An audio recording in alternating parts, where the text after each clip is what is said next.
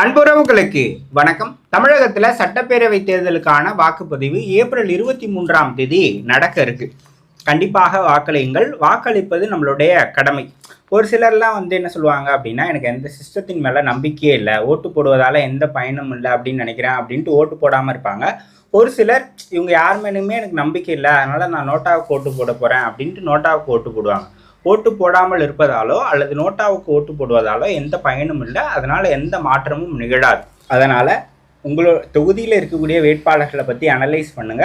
அதில் ஒருவருக்கு வாக்களிப்பதற்கு ஆயத்தப்படுங்கள். வாக்களிப்பது நம்மளுடைய உரிமையும் கடமையும். இந்த காணொலியில் கோவை வடக்கு சட்டமன்ற தொகுதி குறித்து தான் பார்க்க போகிறோம். அங்கே யார் யார் வேட்பாளராக நிற்கிறாங்க, அங்கே யாருக்கான களமாக இருக்குது அப்படின்றது தான் பார்க்க போகிறோம். கோவை வடக்கு 118வது சட்டமன்ற தொகுதி கோவை மாவட்டத்தில் வருகிறது. அதே போல் நாடாளுமன்ற தொகுதியும் கோவை நாடாளுமன்ற தொகுதி தான். கோவை வடக்கில் மருதமலை முருகன் கோயில் இருக்குது. அதே போல் வேளாண்மை பல்கலைக்கழகம் இருக்குது, பாரதியார் பல்கலைக்கழகம் இருக்குது. அங்கே யார் யார் வேட்பாளராக போட்டிடுறாங்க அப்படின்னு பார்த்தீங்கன்னா, பாஜகவின் சார்பில் வானதி சீனிவாசன் அவர்கள் போட்டியிடுகிறார். கடந்த முறை கோவை தெற்கில் போட்டிட்டாங்க, இந்த முறை கோவை வடக்கில் போட்டிடுறாங்க. திமுகவின் சார்பில் செந்தமிழ் செல்வன் அவர்கள் போட்டியிடுகிறார். நாம் தமிழர் கட்சியின் சார்பில் நர்மதா கோபாலகிருஷ்ணன், தமிழக வெற்றி கழகத்தின் சார்பில் சம்பத்குமார். நெக்ஸ்ட் வாக்காளர்கள் பற்றி பார்க்கலாம்.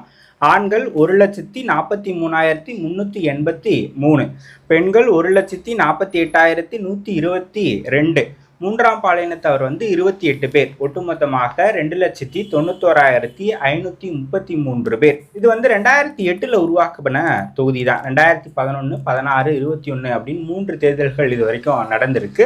அதில் அதிமுக தான் ஜெயிச்சிருக்கு. இதுக்கு முன்னாடி 1951 to 2006 வரைக்கும் கோவை கிழக்கு தொகுதியாக இருந்தது.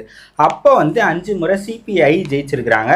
2 முறை திமுகவும், காங்கிரஸ் 4 முறையும், தமிழ் மாநில காங்கிரஸ் 2 முறையும் ஜெயிச்சிருக்கிறாங்க. ஸோ அப்போ அதிமுக ஜெயிச்சதே இல்லை. இப்போ அதிமுக தவிர வேற கட்சி அங்கே ஜெயிச்சதே இல்லை. ஸோ என்னென்ன சமூகங்கள் இருக்கிறாங்க அப்படின்னு பார்த்தீங்கன்னா, கவுண்டர்கள், போயர்கள், அருந்ததியர்கள், இந்த சமூகங்கள்லாம் இங்கே பெரும்பான்மையாக இருக்கிறாங்க. 2021 தேர்தலை பார்த்தோம் அப்படின்னா, அதிமுக 81,454 வாக்குகளை பெற்றிருக்கு. சதவீத அடிப்படையில் 40. திமுக 77,453 வாக்குகளை பெற்றிருக்கு. மக்கள் நீதி மையம் கணிசமாக 26,503 வாக்குகளை பெற்றிருக்கு.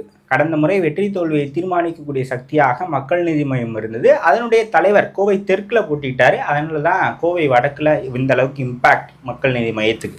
ஸோ கடந்த முறை ஒரு 4000 வாக்குகள் வித்தியாசத்தில் தான் வெற்றி தோல்வி அமைஞ்சது. இந்த முறை பார்த்தோம் அப்படின்னா வேட்பாளர்களை பற்றி பார்க்கலாம். முதல்ல வானதி சீனிவாசன் அவர்கள், அவங்களுடைய வயசு 55, பாஜகவினுடைய மகளிர் அணியினுடைய தேசிய தலைவராக இருக்கிறார். தற்போது கோவை தெற்கினுடைய சட்டமன்ற உறுப்பினராக இருக்கிறார். ஏற்கனவே இவங்க 2011 மயிலாப்பூர், 2016 கோவை தெற்கில் போட்டியிட்டு தோல்வி அடைஞ்சவங்க. 3வது முறையாக கோவை தெற்கு 2021 போட்டியிட்டு வெற்றி பெற்றார். இப்போ 4வது முறையாக போட்டியிடுகிற தொகுதி கோவை வடக்கு. ஸோ கோயம்புத்தூரை பொறுத்த வரைக்கும் பாஜகவுக்கு ஒரு கணிசமான செல்வாக்கு இருக்குது அப்படின்னு சொல்லலாம். உதாரணமாக சொல்லணும் அப்படின்னா, இவங்க 2016 இந்த தொகுதியில் போட்டியிட்டு பாஜக இங்கே போட்டியிட்டு 16,741 வாக்குகளை பெற்றிருக்காங்க. இதே வானதி சீனிவாசன் அவர்கள் 2016 கோவை தெற்கில் போட்டிட்டாங்க. அப்போ 33,000 வாக்குகளை எடுத்தாங்க. ஸோ பாஜகவுக்குன்னு இங்கே ஒரு செல்வாக்கு இருக்குது. அதிமுகவுக்கு ஒரு வலிமையான பகுதி அப்படின்னா கொங்கு பகுதியை தான் சொல்லலாம். ஸோ இப்போ இருக்கக்கூடிய எடப்பாடி பழனிசாமி அவர்களும் கொங்குல வலுவாக இருக்கக்கூடிய அல்லது கொங்குல பெரும்பான்மையாக இருக்கக்கூடிய சமூகத்தை சேர்ந்தவர் என்பதாலையும் கொங்கு பகுதி அதிமுகவுக்கு வலுவான பகுதியாக இருக்குது. அதே போல் பாஜகவுக்கும் வலுவான பகுதியாக இருக்குது.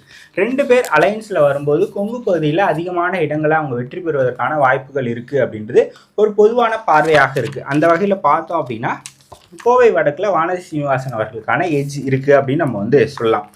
திமுகவின் சார்பில் செந்தமிழ் செல்வன் அவர்கள் போட்டியிடுகிறார். ஒரு யங்ஸ்டருக்கு வாய்ப்பு கொடுத்துருக்காங்க அப்படின்னு சொல்லலாம். ஏன்னா அவர் வயசு 38, பிஇ படிச்சிருக்கிறார். இவர் கோவை மாநகர மாவட்ட பொறுப்பாளராக இருக்கிறார்.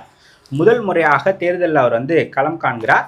ஸோ கடந்த முறை 10க்கு 10 அதிமுக கூட்டணி தான் கோயம்புத்தூர் மாவட்டம் முழுக்கவே கைப்பற்றினாங்க. அதன் பிறகு தான் செந்தில் பாலாஜி அவர்களை பொறுப்பு அமைச்சராக போட்டு கோயம்புத்தூரை இல்லை கொங்கு மண்டலத்தில் கைப்பற்றணும் அப்படின்னு திமுக கடுமையாக வேலை பார்த்தாங்க. இந்த முறை ஒரு ஸ்டெப் ஃபர்தராக போய் செந்தில் பாலாஜி அவர்களே கோவை தெற்குல நிற்க வச்சிருக்கிறாங்க அப்படின்னும் போது கோவையில் சரிபாதியான இடங்களையாவது பிடிக்கணும் அப்படின்னு திமுக ஒரு கணக்க போடுறாங்க.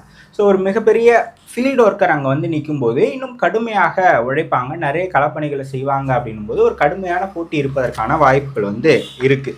ஸோ திமுக துரை செல்வன் வேட்பாளர். ஸோ கடந்த முறை திமுக இங்கே ஒரு 4000 வாக்குகள் வித்தியாசத்தில் தான் தோல்வி அடைஞ்சிருக்கு. ஸோ ஒரு கடுமையான போட்டியை இந்த முறை அவங்க கொடுப்பதற்கான வாய்ப்புகள் வந்து இருக்குது. நாம் தமிழர் கட்சியின் சார்பில் நர்மதா கோபாலகிருஷ்ணன் அவர்கள் போட்டியிடுகிறார். 2021 11,433 வாக்குகளையும் 24 12,496 வாக்குகளையும் நாம் தமிழர் கட்சி வாங்கியிருக்கு. ஸோ நாம் தமிழர் கட்சி ஒரு 15,000 வாக்குகள் வரை இந்த முறை வாங்குவதற்கான வாய்ப்புகள் வந்து இருக்குது. தமிழக வெற்றி கழகத்தின் சார்பில் சம்பத்குமார் அவர்கள் போட்டியிடுகிறார். ஸோ கோவை மாநகர் மாவட்ட செயலாளராக அவர் வந்து இருக்கிறார். டிவிகேவும் அவங்களுடைய விசில் சின்னம், அதுக்கப்புறமாக வேட்பாளர் மெரிட் 3வது தான் வேட்பாளர். ஸோ அதை வச்சு ஒரு கணிசமான வாக்குகளை அவங்களும் வாங்குவாங்க. நகர்ப்புறங்களில் மக்கள் நீதி மையம் கடந்த முறை ஏற்படுத்தின இம்பேக்டை அவங்க ஏற்படுத்துவாங்க அப்படின்னு நான் வந்து நினைக்கிறேன். 4 முனை போட்டி ஆனாலும் கூட திமுக வர்சஸ் பாஜக அப்படின்ட்டு தான் அந்த களம் இருக்குது. அதிமுக கூட்டணியில் பாஜக கூட்டணியில் அதிமுக இருப்பது அவங்களுக்கு ஒரு மிகப்பெரிய பலமாக இருக்குது. ஸோ ஒரு கடுமையான போட்டி இருக்கக்கூடிய தொகுதியாகத்தான் கோவை வடக்கு இருக்குது. டிவிக்கே நாம் தமிழர் பிரிக்கிற வாக்குகளை பொறுத்து அங்கே வெற்றி தோல்வி எப்படி வேண்டுமானாலும் மாறும் அப்படின்னு நான் வந்து நினைக்கிறேன். சாதாரணமாக அங்கே செந்தில் பாலாஜி போய் நிற்கலை, இல்லை செந்தில் பாலாஜி கோவை மாவட்டத்துக்கு பொறுப்பு அமைச்சராக இல்லை அப்படின்னா அங்கே பாஜக வெற்றி பெறும் அப்படின்னு சொல்லிடலாம். செந்தில் பாலாஜி அங்கே பக்கத்திலே இருக்காரு அப்படின்னும் போது அவ்வளோ ஈஸியாலாம் விட்டுற மாட்டாங்க அப்படின்னு நான் வந்து நினைக்கிறேன். ஸோ ஒரு கடுமையான போட்டி இருப்பதற்கான வாய்ப்புகள் அநேகமாக இருக்குது. கோவை வடக்கு வானதி சீனிவாசன் அவர்களுடைய வெற்றி அவ்வளவு எளிதாக இருக்காது. ஸோ ஒரு கடுமையான போட்டி கண்டிப்பாக இருக்கிறது. கோவை வடக்கில் நீங்கள் யார் வெற்றி பெறுவாங்க அப்படின்னு நினைக்கிறீங்க அப்படின்றத கமெண்ட் செக்ஷனில் சொல்லுங்கள். இன்னொரு காணொலியில் சந்திக்கலாம். நன்றி, வணக்கம்.